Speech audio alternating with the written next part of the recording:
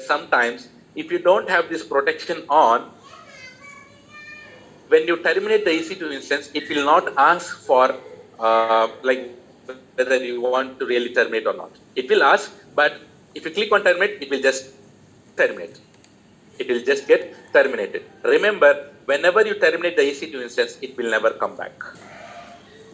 So if you don't want that to be happen, and if you want to protect against this accidental termination, you just go and enable this.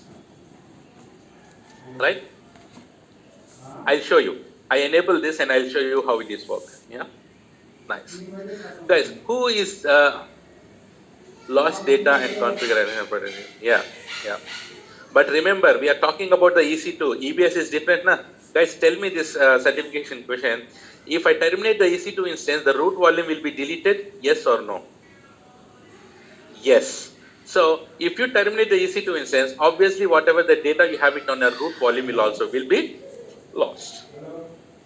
But remember, can we retain the root volume? I mean, we cannot recover, but can we retain, like if I terminate the EC2 instance, can I stop not to get my root volume deleted? Can I do that? Yes. What is that option? Delete on termination. Delete on termination. Checkbox. Remember checkbox? Yes. Next one is monitoring. So guys, which is the service used for monitoring the EC2 instance? CloudWatch, right? So remember, in CloudWatch, how many types of monitorings are there in CloudWatch? 2 types. What are those? What are the 2 types of monitoring? Basic and detail. Very good. Very good. Basic and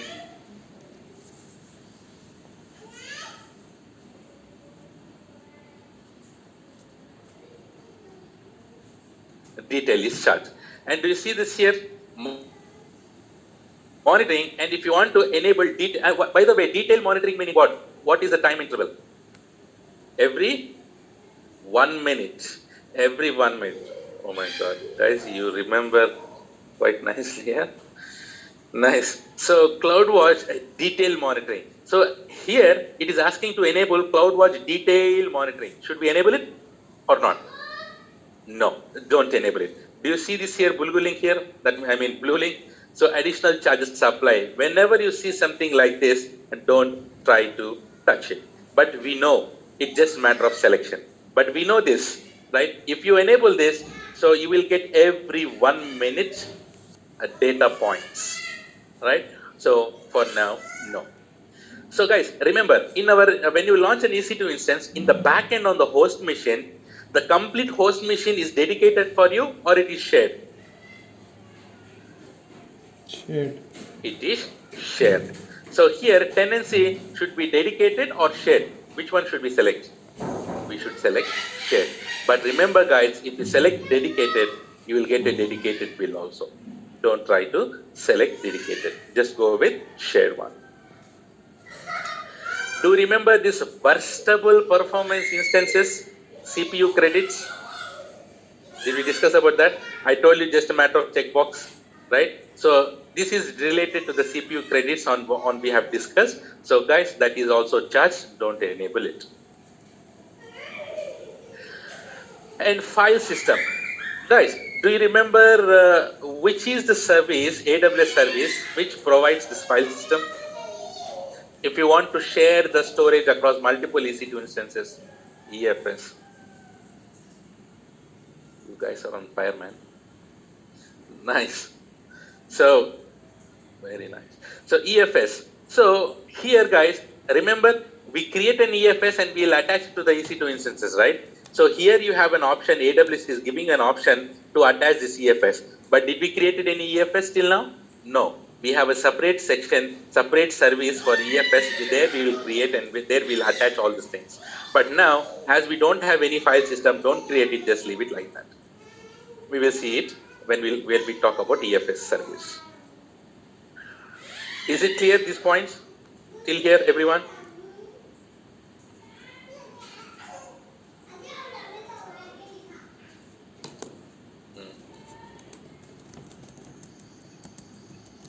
Credit specification, CPU credits, Rakesh. So guys, next one is network interfaces. Shutdown behavior means. We discussed, na?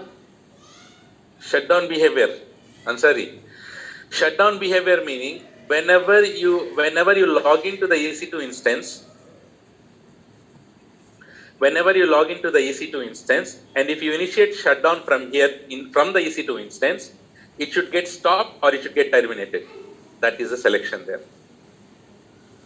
Instance type, what we need to select? Pradeep, you're going back. T2 micro, thanks Dipti. Yeah, good. Okay, next one is here is network interfaces. Network, or maybe people have missed STS class, I think so. Okay, good. So network interfaces, guys, remember for every EC2 instance, for any laptop or any machine, we have a NIC card, we call it as NIC card, right? Network interfaces. So here we have something called ETH0. This is a device, Ethernet card, right? And then here, guys, on top, we have discussed about this public IP. But do you remember we discussed about the EC2 instance will have the private IP also, right? This section is related to the private IPs. So private IPs is automatically assigned by the AWS. See here, auto assign. You see auto assign? Yes, you have auto assign. So guys, here you can auto assign or we will see that in VPC section where you can specifically give some range of IP address also for the particular EC2 instance. You can provide static IP also here. Private static IP also you can provide it. Otherwise, if you leave it will automatically generate private IP and associate to this EC2 instance. And you might have another question. Is it possible to have multiple IPs to one single EC2 instance? Yes, possible. Because do you see this here? We have a primary IP, we have a secondary IP address. Just in case, guys, for now it is not required. Maybe when you grow up in AWS, right? And when you go for a very big requirement, in that case, you might have a requirement that for one EC2 instance, there might be a chance that you need to assign two IPs, right? So two IPs. So in that case, you need to say, click this one, and you will get two IPs, private IPs attached to the EC2 instance, right? And this is for ETH0, guys. In general, people will leave it default. You don't need to even worry about it, but we are just going very deep, right? So this is for ETH0. You can add another ETH1. Only two network interface cards you can have it. Only two interface cards you can have it for one single EC2 instance. Okay, na? But remember, guys. So IP address will be associated to your Ethernet card only, na? Right? So ETH1 is for private IP, and ETH0 is for private IP, and ETH1 also you are using for private IP. Do you have any other Ethernet card for assigning public IP? No. So that's the reason if you have used ETH0 and ETH1 both, you cannot assign the public IP address to your instance anymore because there are no another NIC cards. How many NIC cards you can assign for one EC2 instance? Certification question. Write down. Got that? Right? So if you want to have a public IP, remove this ETH1 here into mark. And then you will have the public IP. Make sense?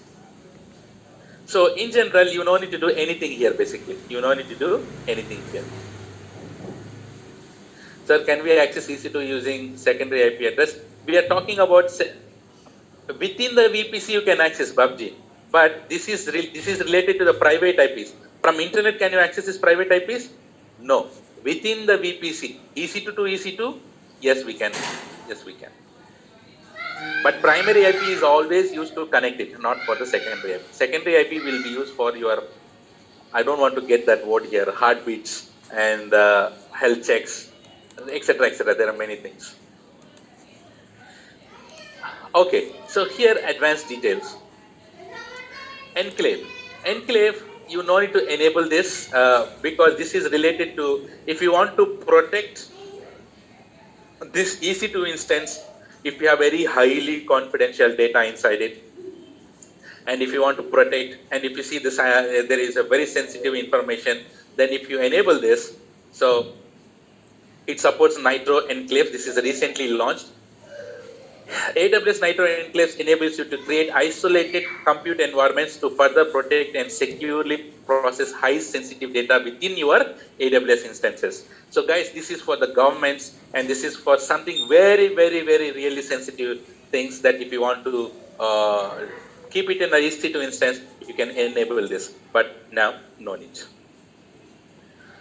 What is metadata?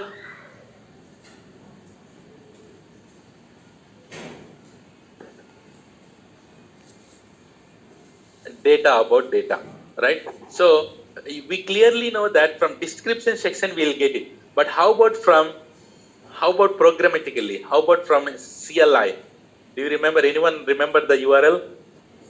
http://169.254.169.254/latest/meta-data. Nah?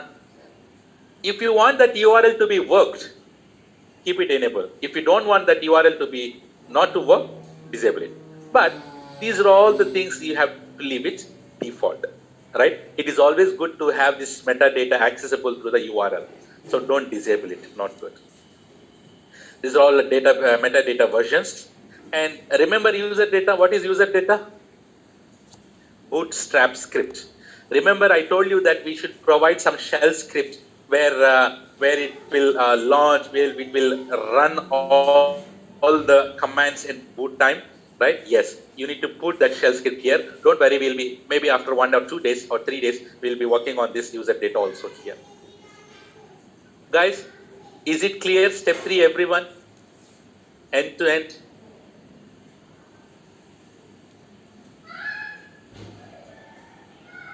Metadata versions. If you want to have, you can ignore this. You can ignore this. So if you need to have a metadata versions, like the URL, right? You have version 1, version 2, version 3, just like that. So you can run that URL using this based on versions. No need. Okay, na? Metadata, data about instance is called metadata. Rakesh, metadata meaning who has launched the instance, what is the IP, when it is launched, what is the instance type, details about the instance is called metadata. So guys, step 3 is done. Should we move to step 4?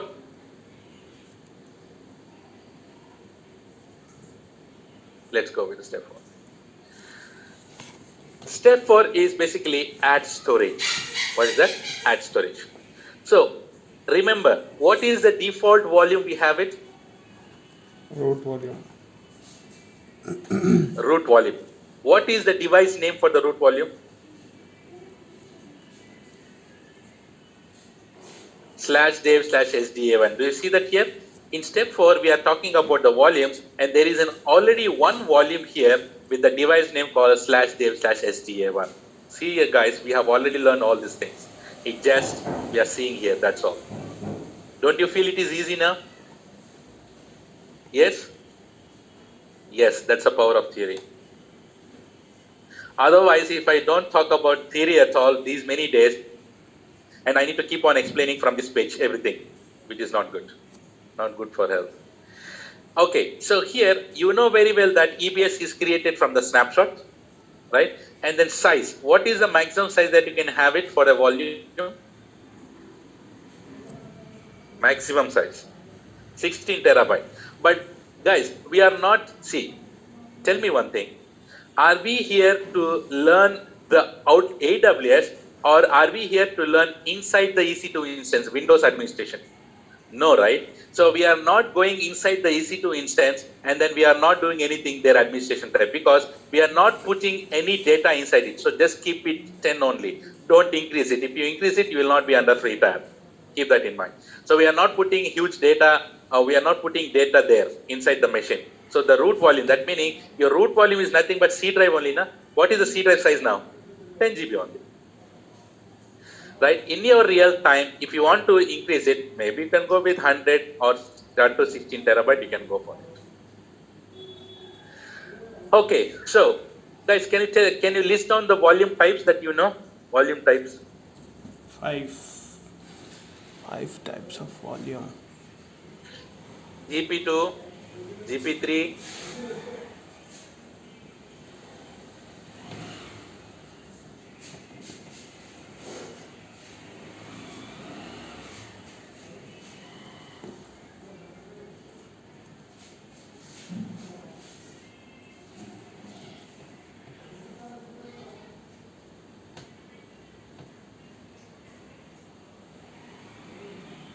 let's see here. Do you see this here, guys? GP2, GP3, I1, IV2, standard. Oh my God. Do you see that? So we have learned this already. So the root volume, so what is the default volume type all the time that we GP2. use? GP2. Do you see that GP2 is already selected? So GP2 is the guy, and guys, what is the ratio of the IOPS of GP2? 1:3, na? Do you see this here? 1:3. For example, if you get 100, see baseline of 3 IOPS per GB, you will get it. How much? 3 IOPS per GB. If you provide 1 GB, you will get 3 IOPS. If you provide 10 GB, you will get 30 IOPS like this. So which one is IOPS configurable? Which volume type is IOPS configurable? GP2. Do you see this? GP3. Do you see this here? IO1, IO2 only, not standard again. So only GP3, IO1, IO2 are IOPS configurable. And here GP3 and IO2 are much faster, much faster volume types that you have it. So if you want to have a very good performance, extremely high performance, go with IO2. But remember guys, which one is costlier here? GP2 or IO? GP or IO family? Which one? IO family. Okay, na? Got that? Yes. Okay, so if you terminate the EC2 instance, the root volume will be terminated automatically. The root volume will be deleted automatically. Yes. Because do you see this here? Delete on termination is what? Is checked. This is what we have learned. Delete on termination is checked. That meaning whenever you terminate the EC2 instance, you are telling that, hey, this root volume will also should get terminated at the time of terminating the EC2 instance. It will get deleted on termination. Guys, and also, did we learn also that by default anything is encrypted? No. By default volumes are encrypted? No. By default snapshots are encrypted? No. By default nothing is encrypted, guys. Nothing is encrypted. But if you want to encrypt it, yes. But which is the service where you store the encryption keys? KMS. Very good, Arun. I put it to everyone, yeah. Arun, you are sending to direct message. Right? KMS. Right? KMS. So that meaning, what is the full form of KMS? Key management service. Right? Yeah. So here, do you see this here? Keep this in mind. Keep this in mind, guys. So for AWS will provide one default key all the time. If you go to EBS, from EBS, if you want to encrypt this root volume, AWS from KMS, it provides one default key already. You can select that key. Or you go to the KMS and you can create your own key. Guys, for EC2, EBS, AWS will provide this default key. For S3, AWS will provide a key. For RDS, AWS will provide, by default, you have one key already. You can use that, or you can go to KMS service and you can create the keys there also. So, or you can use the default keys. So keep this in mind, guys. Whenever it is encrypted, you don't need to worry about decryption. Encryption, decryption procedure will be handled by AWS. If you want to secure your root volume, encrypt it or else leave it. So the certification question here is, by default volumes are encrypted? No. If required, you can encrypt it. And encryption keys are stored in KMS. And this is a root volume. Can we add multiple volumes? Yes. Deepti, copy option is different, ma. The copy option is related to snapshots and AMIs. There we can encrypt it. But here, if you directly see, if the root volume is directly encrypted, you no need of copy option, na. But if there is no, it is not encrypted, and if you want to encrypt it, then copy option. We will see this. See, guys, here I can add multiple volumes. Guys, I can add multiple volumes here. This would be a D drive, E drive, F drive, G drive, whatever it is. So here, guys, did we learn that for root volume it is /dev/SDA1. For the additional volumes, apart except SDA1, SDB, G, H, these many things you can assign it. So each one can have almost about 16 terabyte at the maximum. And guys, if I terminate the EC2 instance, the root volume, the additional volume will be deleted by default. Additional volume will be deleted? No. Why? Do you see this? For this additional volume, checkbox is there. It is unchecked. That meaning, if you terminate the EC2 instance, these additional volumes will not be deleted. But if you want that also to get deleted, select this. But it's not a good habit. Additional volumes should not get deleted because, guys, what is the reason behind this is checked and this is not checked? Do you keep any data on your C drive on your root volume? It is not recommended to put the data on your root volume where your operating system is. So all your critical data, all your actual data will be stored on the additional volumes. That's the reason why additional volumes will not get deleted by default and these root volumes will be deleted by default. That's the logic behind it. Is this clear on step 4?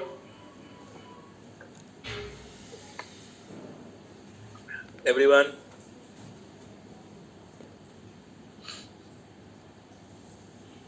So I'm not gonna go and put this additional disk here, additional volume here. I'll do it later. Okay, let's go with the default one.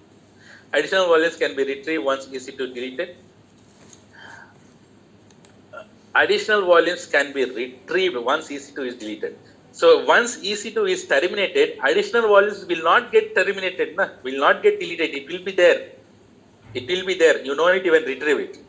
Retrieving concept will, guys, what is the backup of the volume called? Backup the volume is called snapshot. If you have a snapshot, from there you can create another volume. That's how you can restore it. But Dilip or Dinesh, so here, additional volumes, you don't need to retrieve. It will not get deleted. But if it got deleted, you cannot get it back. But if you have snapshot, you can restore it. It's like backup, man. Okay, so let's go for next add tags. What's the throughput? Throughput, yeah. Throughput meaning this is for ST1 and SC1. Throughput that the volume can support is specified for streaming optimized volumes, ST1 and SC1. Yeah. Yes. So we select that immediately. Yes. Yeah. That's for the performance. Next, tags. Guys, tags. Tags, you know very well, it's a key value pair. Tag is a key value pair here. But, okay, there is a question here. If you terminate the EC2 instance and we uncheck the termination of root volume and additional volume, and then they are not deleted, from where we can read the data from those volume from EBS? Hold on, Fazlul Haq. Yeah, so the volumes will be still there. Do you remember the concept of attach and detaching the volumes? You can launch one new EC2 instance and attach the volumes to that new EC2 instance. Got that? Answered? We will see all those things in the practicals. So guys, here, when we launch the EC2 instance, we should have the name of the machine instance. So here, add tag, and here, keep this in mind, N should be always capital letter, name. What is this one? This one I would say that this one is my first Linux EC2. Okay, na? And these tags will be associated to your instance, to your volumes, to your network interfaces. Yes. Guys, how many maximum tags that we can have per resource? 50. 50. है ना? Do you see this here? You can add tags like this, how many you want. We have discussed a lot on tags in IM section, right? Okay, next. This is step 5. Let's go to step 6. Next is security groups. Remember security groups? So for EC2 instance, definitely we need to secure it from the security group, right? Okay, do we have already one default security group? Yes. Remember guys, now you tell me, whenever I'm launching the EC2 instance, is it recommended to create a security group for each EC2 instance or one security group for multiple EC2 instance? One security group for multiple EC2 instance.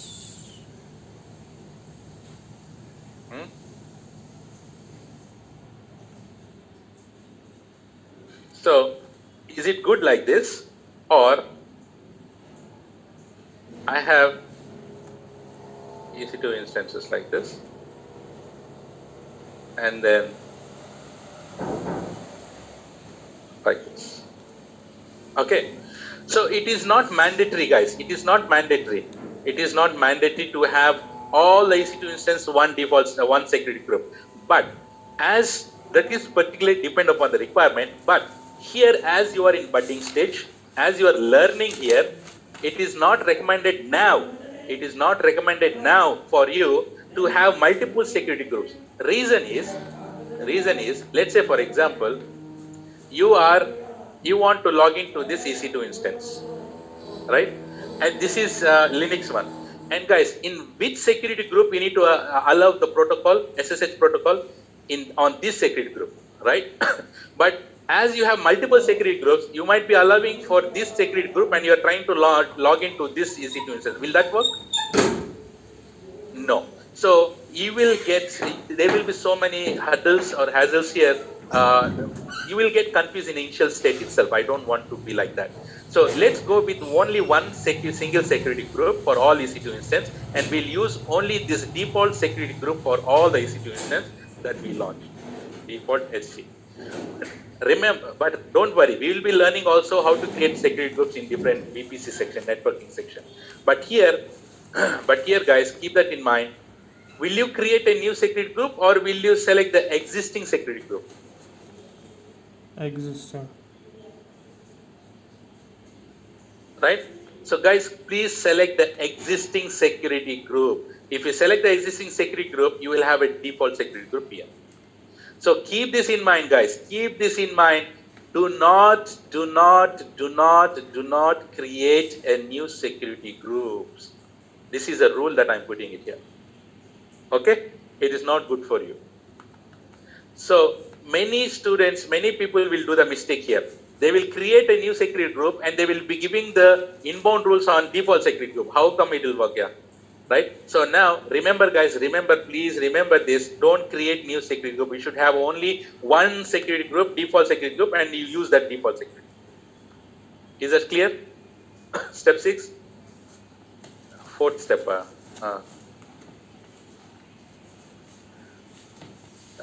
Fourth step. I was asking, do you have any questions? Come on guys, we are going slow, please. Ashish, what do you want here? Nothing? Okay. Okay, creating, no, it doesn't charge anything. For security groups, they don't charge. No. Only for EC2 instance, they'll charge for the volumes and EC2 instance. Okay, now, guys, is this clear? Step 6. And now, click on next review and launch. And we know, right, we have a very good habit that we don't at all review what we have done, right? So it is just a review on what we have selected and click on launch. Guys, when you click on launch, it is asking for something. What is it asking for? Key pair. Do we have any key pair already? No. we don't have any key pair. So we have also learned in key pair section that there will not be any default key pair. We should create our own key pair. We should create our own key pair. But how do we create a key pair here? It's a very easy process. Do you see this here? If we select a drop down, there is a file, there is something called create a new key pair. Select that and put it. I'll call it as 9 a.m. batch. Just give the name. 9 a.m. batch. Or you can give any name, right? Give that name and then download here. Okay? What you should do, select a new key pair, just give a name and click on download. And this is the PEM file. So guys, keep this PEM file very, very, very safe. Somewhere. So I'll go and put this PEM file in a safe location. Okay? Guys, how many key pairs is good for you in our course? One key pair is enough, right? One key pair is enough. You don't need to create multiple key pairs. But because there is no harm in creating multiple key pairs, but whenever you're retrieving the password, you should provide the appropriate key pair. Okay, na? So guys, you don't need to create multiple times. Only one time is done. See, I have created. Guys, now I'm canceling it. See, I'm canceling it. I'm canceling everything. Now, we know how to launch an EC2 instance. Should we go and fatafat launch the EC2 instance now? Yeah? Let's do that. Launch instance. You should tell me what to do, what to select now. Here, which one? Fatafat, come on, guys. Select. Red Hat. Red Hat. Next. T2 Micro. Next. Number of instances 1. Purchasing option none. Network default. Subnet should be 1. And public IP, I'll enable it. Placement group, capacitization none, and rest everything is none. I'll show you how this enable protection against action termination, and rest everything is default. You don't need to do anything here.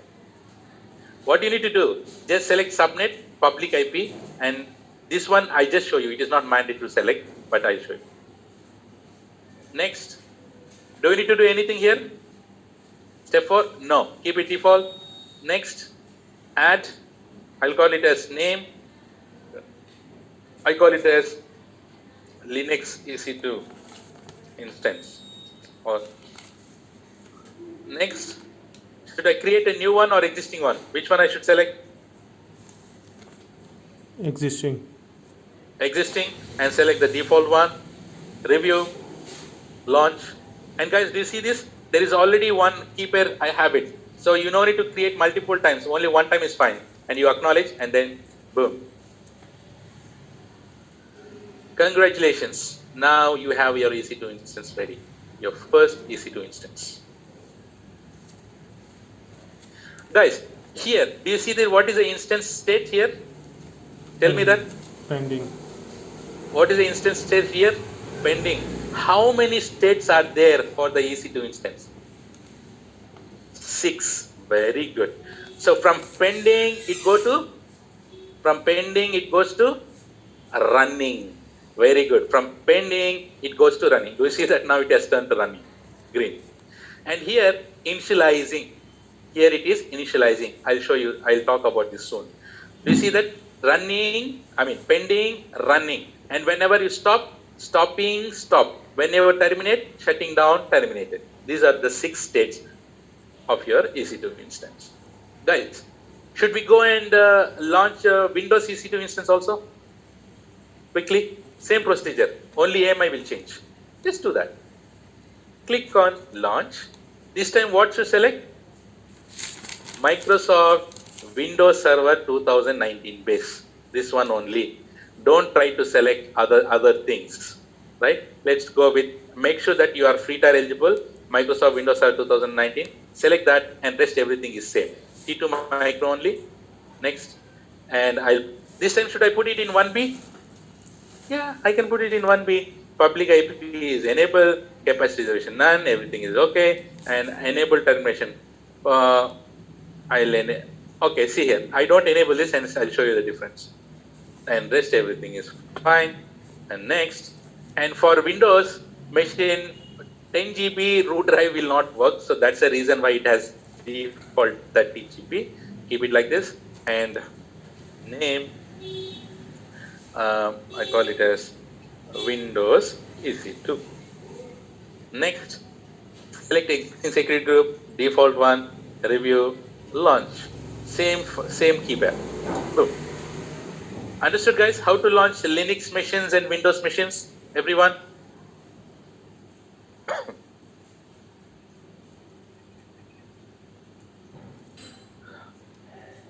Clear?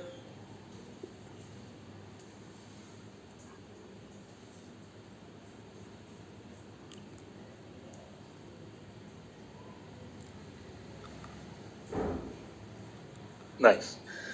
So now it is pending and it is initializing, guys. Initializing. You see this here, the first one, Linux one, which we have launched initially. Now it is S2/2 text pass. Let's talk about select this. Guys, you have a selections here. You can select multiple EC2 instances. You can select the one. And guys, now you need to have the IP. You need, in order to log into this machine, you need to have a public IP. You need to have an IP address, right? So where do you see all these details about the EC2 instance? You can see it from here also. But if you select this on the bottom, you see these 4 tabs: description, status check, monitoring, tags. And where do you find details about your EC2 instance? Under description section. Do you see this? Select this description section and you will get hell lot of things. So many things about your EC2 instance. So here, importantly, what do we see all the time here is your IP address. Your IP. Do you see this here? Guys, this is an instance ID. What do we call it as here? Instance ID. For everything you have ID. For AMI, you have AMI ID. For instance, you have instance ID. For volume, you have volume ID. For snapshot, you have snapshot ID. For everything, you have IDs. So EC2 instance programmatically, if you want to identify, you should use your instance IDs. State is running, T2 micro. And do you see this? Public IP. This is the IP address that we have assigned. But did we mention this IP address anywhere? No. This IP address is automatically assigned by the AWS. So this is your public DNS. So you can connect to this EC2 instance using this IP also or using this DNS also. There is a certification question here, guys. There is a certification question here. If I stop and start this Linux EC2 instance, this IP will change? Yes or no?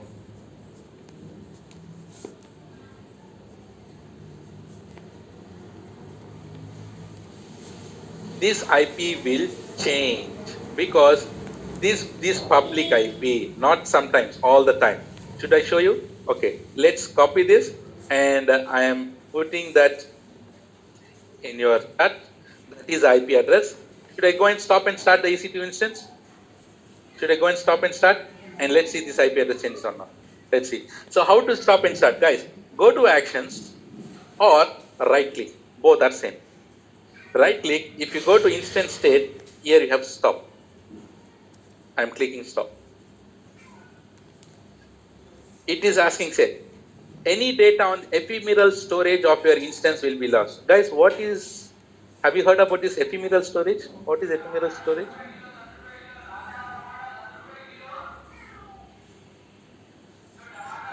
Remember instance store volumes. Did we learn that if you stop and start the EC2 instance, the ephemeral storage data will be lost? Yes, this is lost. But your EBS volume, root volume data will be lost? No, that will not get lost. So I'm stopping it. See here, stopping it. 169, 196, 234. Okay, 234. What is the state here? Stopping. What is the state here now? Stopping. Stopping, and it will go to stop. And here you have a refresh button. Refresh.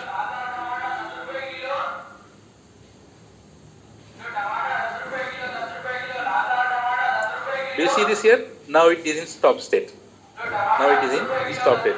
Guys, tell me, if the EC2 instance is in stop state, will it be charged? It will not be charged. But how much volume is attached to this EC2 instance? how much volume is attached, how much size, 10 GB. And you will be charged for that 10 GB, not for the instance. You will be charged separately for your volumes. I'll talk about the volumes later. Okay. Now it is stopped. Do you see this? Once the EC2 instance is stopped, do you see the public IP here? No. So now I'm gonna start. How to start? Same, right click, and then here you have start. I'm starting it. Pending, and it'll now.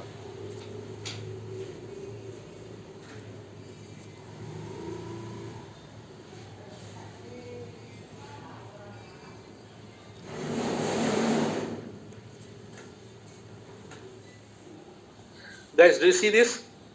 Does the IP address change? Does the IP address change? Yes, it is changed. It is changed. Understood? That is why it is called public IP. Guys, what if you don't want to get this IP address changed? What is the concept I should implement here? Elastic IP, right? Elastic IP. Guys, here another certification question. Please write down. Now, you tell me here, guys.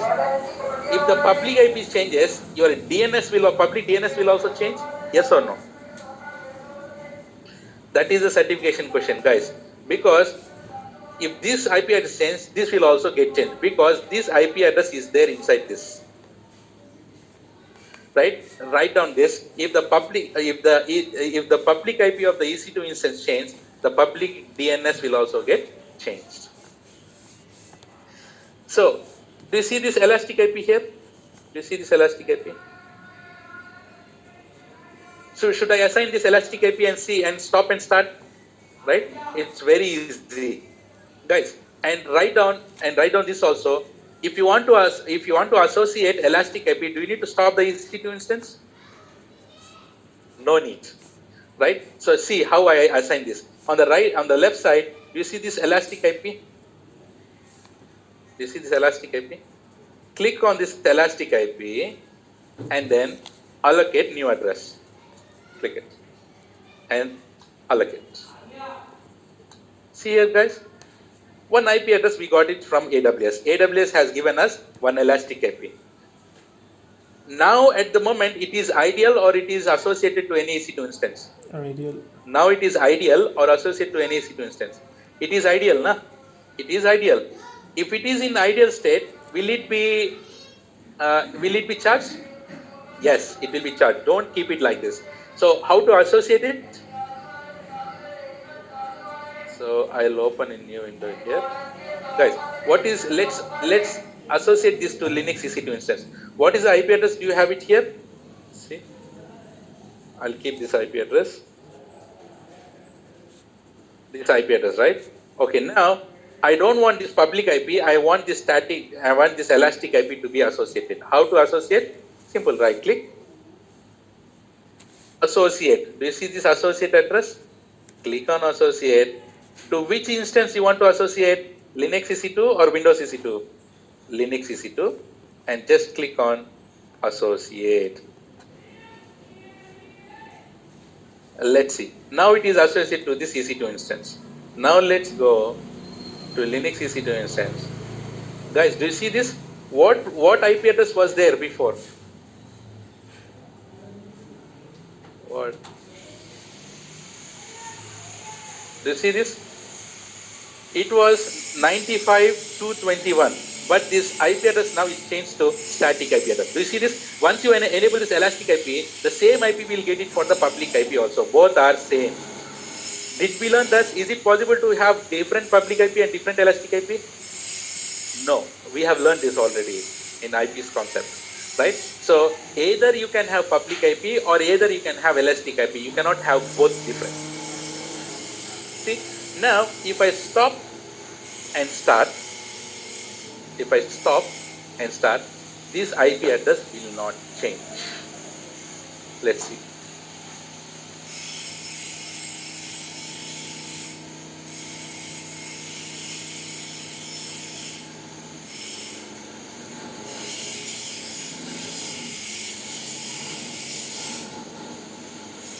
See, I have stopped it. Is there any change? No. So I am starting it again. So guys, this IP address will become static. This IP address will become static. It will not change. Guys, is this clear how to assign elastic IP to the EC2 instance?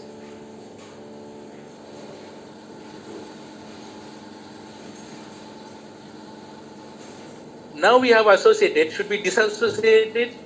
Should we remove this elastic IP? Let's do that. Go to elastic IP and here right click. Do you see this disassociate? Disassociate meaning it will be disassociated from this instance ID. Let's remove it. If you remove it, what will happen to the IP? What will happen to this instance? One new IP, public IP, new one will be allocated automatically and elastic IP will get removed. Guys, now elastic IP is ideal. Elastic IP is ideal now. Is it good to keep it like this? No. Let's release it. Release. Release it to AWS. Release it meaning delete it. Now it's gone. Guys, everyone understood how to make use of this elastic IP or EIP? Everyone?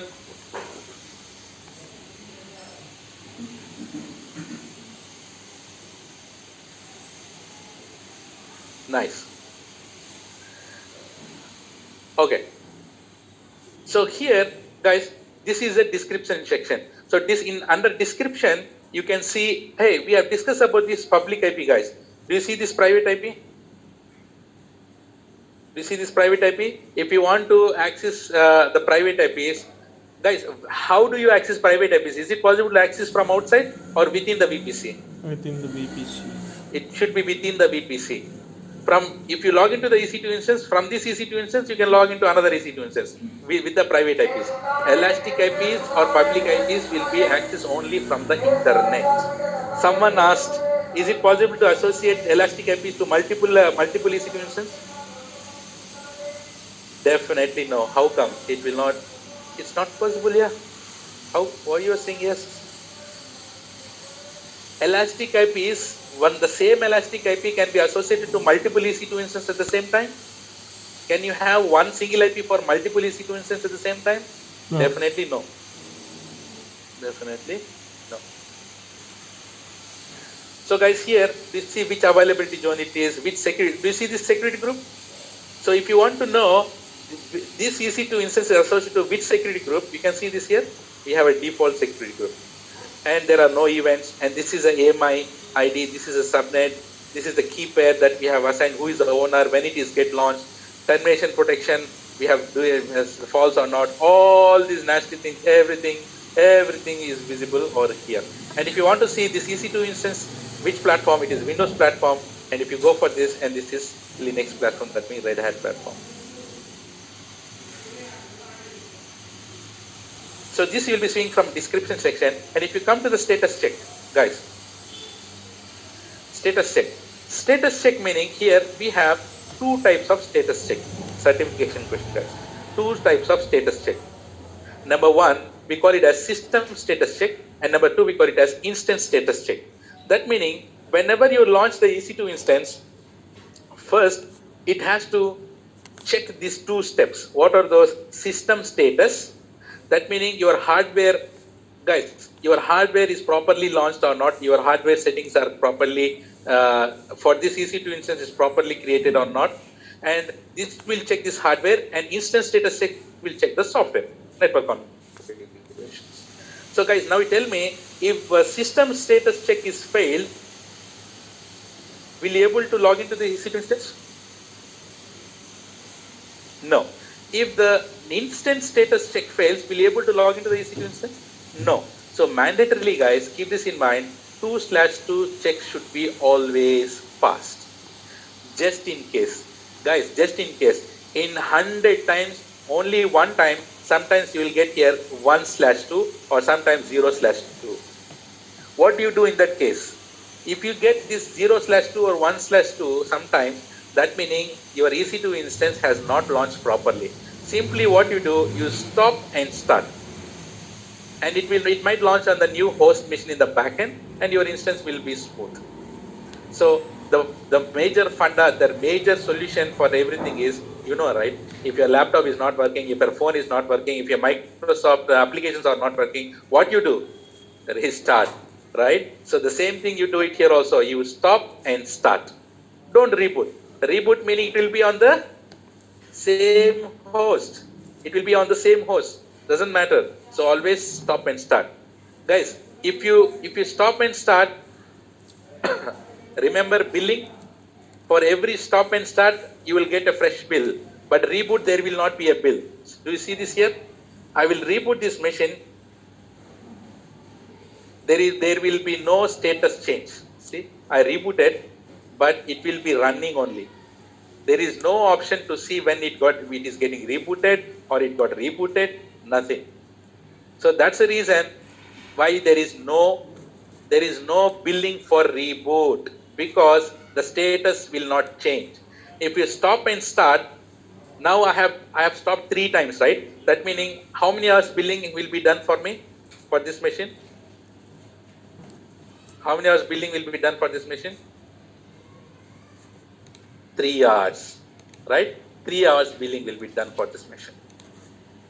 So keep this in mind. So if you reboot it, there is no bill, but if you stop and start, there will be a bill. But now remember, guys, for now you are in free tier. Now you are in free tier. That meaning how many times you stop and start also doesn't matter. Because how many hours are free for you? 750 hours are free for you. Make sense?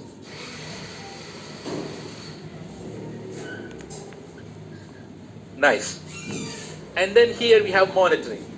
So monitoring meaning CloudWatch itself, right? We have CloudWatch. So if you want to see the CPU monitoring, do you see this? We are using by default basic monitoring or detail monitoring? Basic only, na? See 335, 340, 345, 350, 55. See again 5, 10, 15. Every 5 minutes you will get it. Do you see this here? This is called data points. Here the CPU utilization is 3%. Here it is 0.1% here. Right? So if you want to see the CPU, this one we talk it in the CloudWatch section. But if you want to see the CPU utilization and all, you can see it from the monitoring section. And normally tags here. Is this clear till here, everyone? Before I go to the next thing, any questions?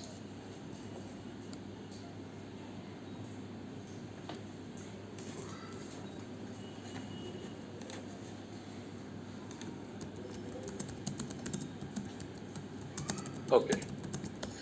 So now we have discussed about so many things, right? So guys, the same metadata will be available here also. Instance ID, my instance type, availability zone, which availability zone and all.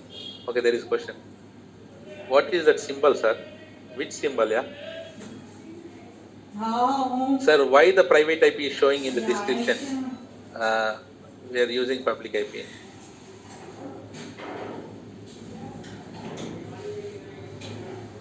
Yeah, all the data will be here. It will show. If you want to see, the private IPs from description section only, it will be seen. So, everything will be available here. Okay. Or this one. This one. This is your message notification. This one is for experimental setting something. Which one, yeah? In monitoring, huh? This bell. This one. Okay, this one. Oh, do you see like broom? Huh? Okay, we'll see this in CloudWatch section. In CloudWatch, don't worry. We'll see it in. This is for adding alarms, but not now. Not now.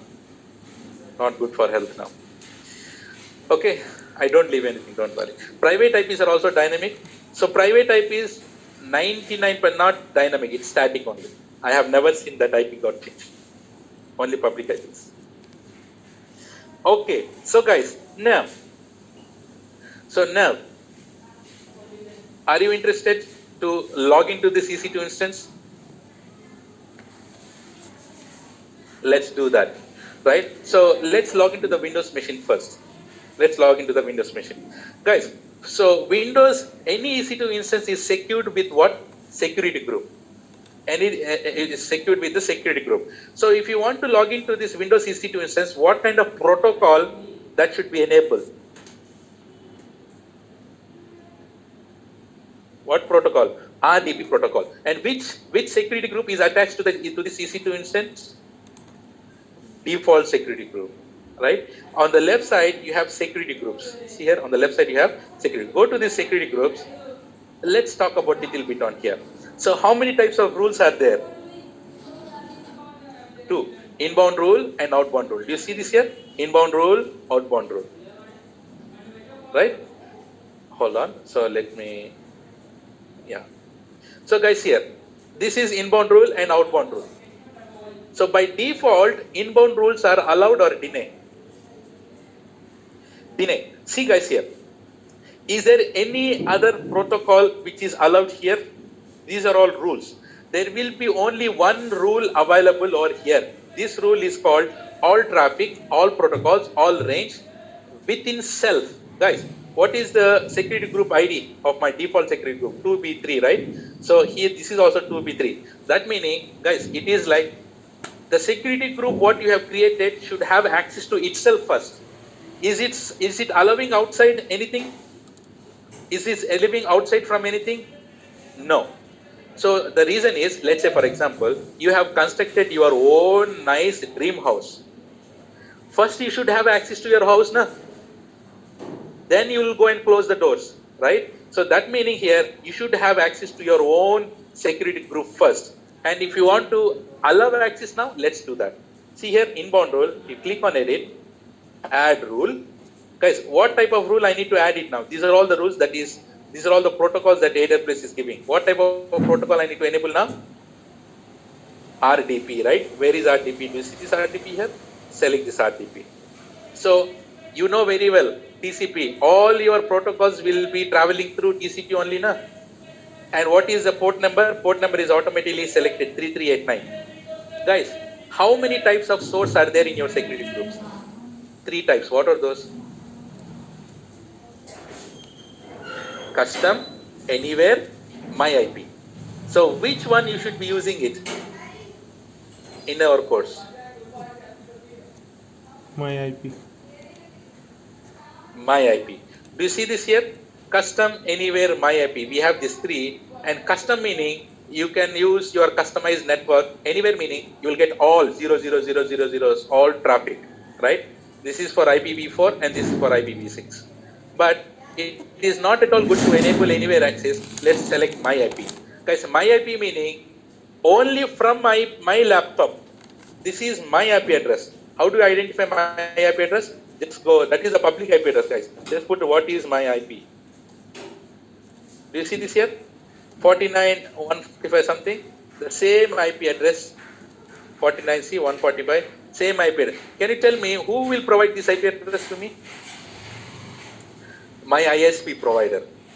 My ISP provider, not AWS, my ISP provider. Right? This is my. So guys, this is, you are telling my laptop is here, right? And you are allowing security for this security group RDP protocol. You are allowing RDP protocol, RDP, and source. From where you should do the RDP? From which machine? From this machine.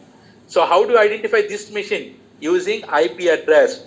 Can the security group can access my private IP address of my laptop? No. So on top, I have my internet access for this, and the IP address of my internet ISP provider will be given on this security group. And that's the reason why I have selected my IP here. Save. Guys, do you understood how to enable? Is there any option here to deny? Is there any option to deny here? No. You need to just only allow. Whatever you want, you allow. Whatever you not want to allow. What to be used in case my IP not possible? My IP not possible. Definitely it will be possible. Dinesh, you should be connecting to the internet in order to log into the AWS, right? Definitely you will have it. Guys, is this clear? Inbound rules and outbound rules, you don't need to do anything because all traffic by default outbound rules are allowed. Inbound rules are deny. Only what you want, you just get allowed. Is this clear? Inbound rule, outbound rule, everyone? How to enable inbound rules?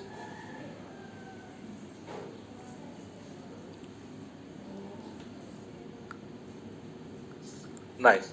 Okay, now let's go and then log into this machine. Right? Let's go and log into this machine. So guys, how do we log into this Windows machine? Using what? So go here and then just type remote. You will get remote desktop connection. What is this called? Remote desktop connection. Guys, remote desktop connection. So can you tell me guys, I'm talking about Windows machine, not Linux machine. Can you log into the Linux machine using remote desktop? No, not at all. So guys, which IP address I should use? I should use public IP or private IP here? I should use public IP. So go to Windows machine, go to description and get this public IP. Copy and I put it over here. And then connect this. So guys, what is the default username? Administrator. And how to retrieve the password? See here, very important. Right click, do you see this get Windows password? Guys, right click, get Windows password. Click on get Windows password and it is asking for what key pair? Remember I have attached a key pair, 9 AM batch key pair. You choose that key pair and here I have this PEM file, open that PEM file. And I click on decrypt. And this is my nasty Bluetooth password. I'm doing it again. See, how to retrieve the password? Right click, get Windows password, and you should choose file. Which file? 9 AM batch file. Choose file. You should provide the right one. If you provide the wrong one, see, I provide the wrong one. See, it will not give the password. It will not give. I should provide the 9 AM batch only here and decrypt it. You see this password? And take that password and put it over here and then OK and click on yes. Guys, congratulations, you are on the Windows machine, AWS Cloud Windows machine.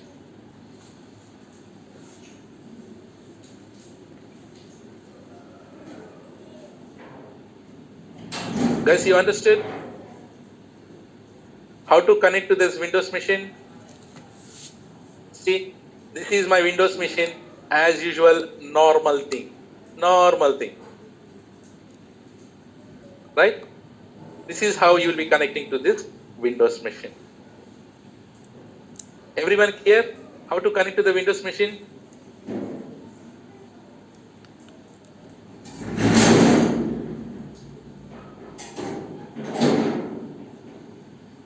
Security tab. Guys, see here, in inbound, we need to enable the protocol. What protocol we need to enable it? RDP. You select the RDP and then you select the my IP here and automatically the IP address will come and then click on save. That's all you need to do. What kind of protocol that you want to select? You select that and then give it. Okay? Rakesh and Mazhar. Guys, now you understood how to connect to the Windows machine. Should I quickly show you Linux machine also?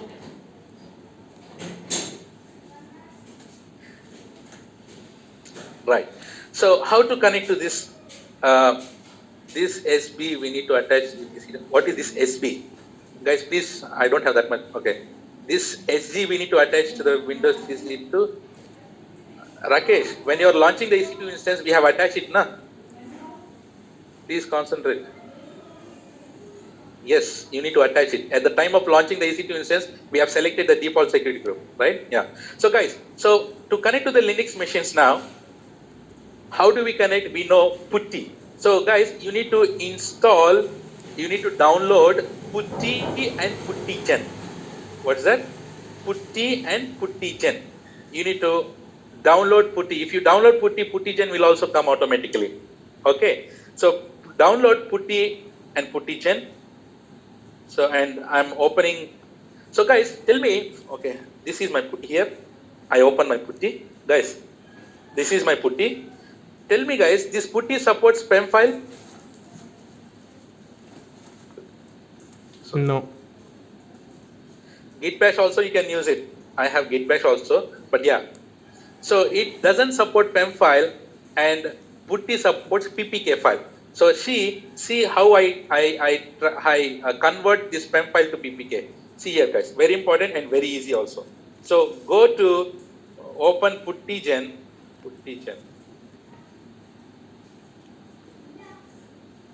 So this is PuttyGen. Guys, I opened PuttyGen and click on load. Don't generate, don't do anything. Click on load. If you click on load, you should select your PEM file. So by default, here you have PPK. If you select all files, we will get a PEM file. Do you see this PEM file here? 9am batch PEM file? Load it. Click on OK. And click on save private key. That's all. Guys, what I did? Open PuttyGen, load your PEM file and save private key. Click on yes. And then I'm saving. See, I call it as 9am batch.ppk and save. I got my PPK now. Guys, do you understood how I converted my PEM to PPK? Everyone, open PuttyGen and click on load and then just get the PEM file and save private key as PPK file. Okay. Now I have PPK file. So now go to Putty. Here is asking for the IP address. Let's get the IP address. Go to, from where do you get the IP address? Select the Linux one. Under description, get the public IP here. Open Putty. Here, paste it, the IP address. Paste the IP address. On the left side, do you see this SSH? Expand SSH and click on auth. Expand SSH and click on auth. And here, browse. Browse your what? Your PPK file. Do you see that? We just created 9am batch PPK. Select that. Okay. Guys, I'm changing my font to show you bigger. I'm putting in bold. Guys, do you understood? I have given the IP address here and I've expanded SSH and expanded auth.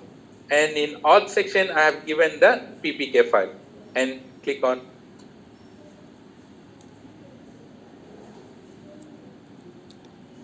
Guys, it is not working. What is the problem?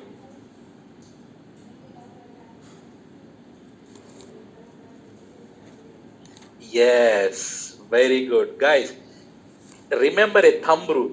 Remember a thumb rule. If you are not able to connection timeout, see connection timeout. If you are not able to connect to a EC2 instance, the first thumb rule is to check your security group whether the port is enabled or not. So for this, I'm closing this Putty and let's go to the security group and edit, add, what protocol I need to add it here? SSH. Which one? My IP. And then save.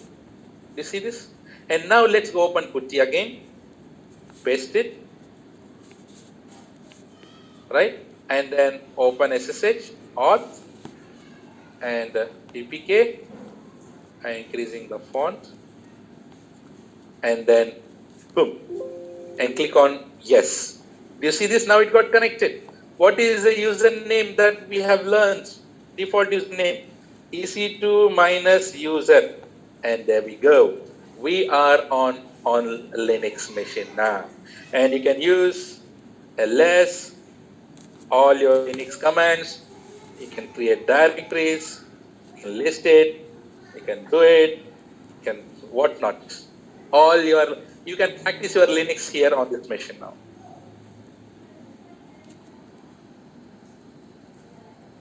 Is this clear?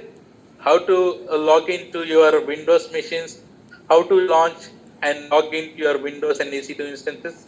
Windows and Linux machines? Great. So from now onwards, you have Jintag tasks, right? So I have written the task here already. So guys, these are the tasks that you should do it. I clearly wrote everything here. Tell me yes or no. Guys, launch a Windows 19 EC2 instance. Go with step 1 to step 7. Create a key pair and save it safe. Yes? Will you able to do this? Add a new rule, RDP protocol to the security group. Guys, do not change your default rule. I'm telling you 100 times. Guys, do not, you have all traffic, all and a default security group. Don't change this rule and don't delete this rule. It's a very bad habit to touch this. Right? So don't do it. If you want to add a new one, add a new one. Don't touch all traffic, all this should be always there. Right? This is what I'm saying here. So use remote desktop protocol to connect to Windows machine. Username is administrator. Password, you know how to get it using key pair. So launch your Linux Red Hat machine and download PuTTY generator. How to convert, I have clearly wrote the steps, and you do this and connect it. So guys, try to stop and start EC2 instance public IP address changes. Yes? Can you do this? Can you check? Verify public IP address changes. And assign EIP to your machine and try to stop and start. EIP will not change. We have done this. Disassociate EIP from the instance and release it to AWS. We have done this. And finally, I'll show you how to terminate the machines. Guys, do you have any questions still here before I terminate the machines? How to log out in Linux? You know it even log out, but if you want to log out, click on exit here. Just press escape exit, it will go off. And for Windows, guys, this is our EC2 instance, na? This is our Windows EC2 instance. I'm talking about this. If you right click and shut down this, where is the host name? What is that host name? Anvesh Reddy, you are talking about Linux or Windows? And by the way, before that, just okay. Where is the host name meaning what? Anvesh. Come on fast, guys. Anvesh, where you are seeing? In PuTTY they ask host name. Guys, I don't care about, please, we are not here to learn Linux. You have a separate Linux classes.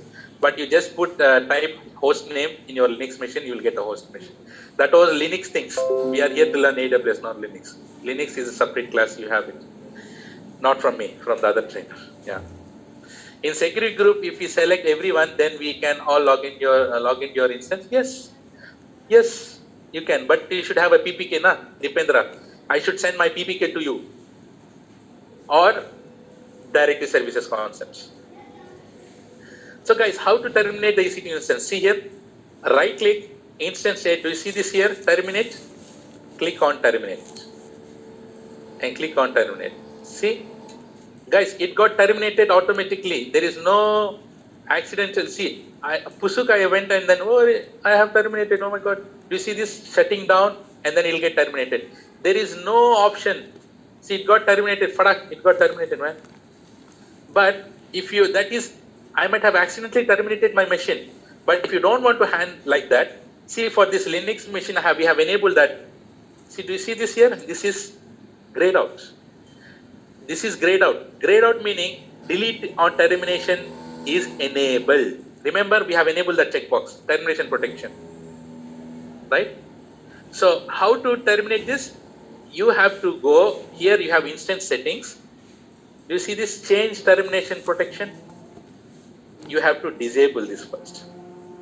And then you terminate it. Now, you can terminate it. This is termination protection. And here is saying, guys, see here, warning. On an EBS-backed instances, the default action for your root EBS volume to be deleted when instance is terminated. Yes or no? If your instance is terminated, your root volume, EBS volume will be deleted? Yes, you have learned that. So click on yes, terminate. So guys, this is getting now terminated. Do you see this?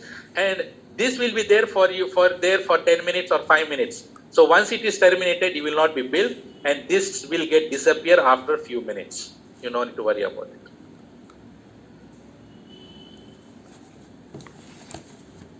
Okay now? Guys, take the task.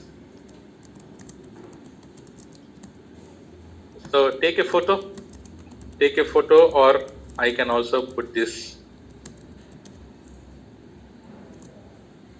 in the chat.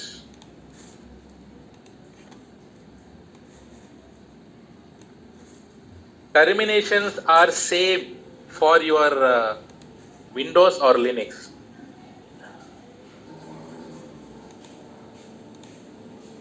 Termination procedures are same for Windows and Linux. Okay. Take those tasks and material you haven't get it. Probably send me. I'll send it immediately. Yeah. Guys, take the photo, or I have also put it in the chat. And very important thing. See here. Hello. See here. Here we have terminated, right? Terminated.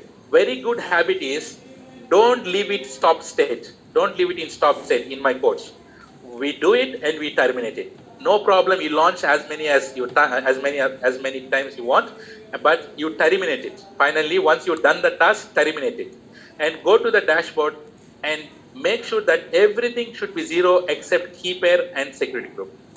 Everything should be 0. This is how you make sure that you don't get billed.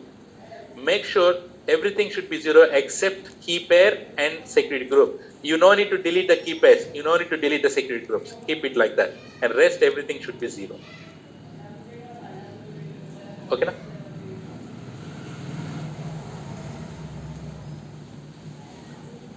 Nice. Great. So guys, I'm telling you again and again, please do the practicals every day. Don't stack it up. Don't think that I will be doing I will be doing on the weekend, sir. I don't have time.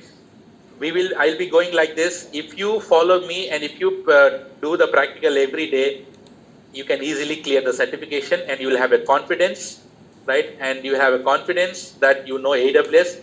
But if you don't do practicals, at the end of the course also will have the same feeling that you have not done something. Please do the practicals. How to download Putty? Go to internet and just put it in the Google. Putty download, you will get it. But in stop state also we don't get bill, na sir. Pankaj, yes, in stop state you don't get the bill. But we are here to learn. How many times you go and launch the EC2 instance, that much familiar you will get on the topics. So launching one time and then stopping and using the same thing, you will not learn much. That's the reason. Guys, I took already your 4 minutes extra. Apologies for that. And can you give me the final CC for today on these topics?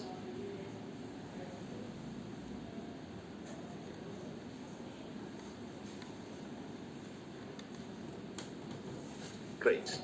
So that is all, guys, for today. And I'll see you tomorrow with the next practicals. Until then, take care. Bye-bye. Have a nice day. See you tomorrow. Thank you.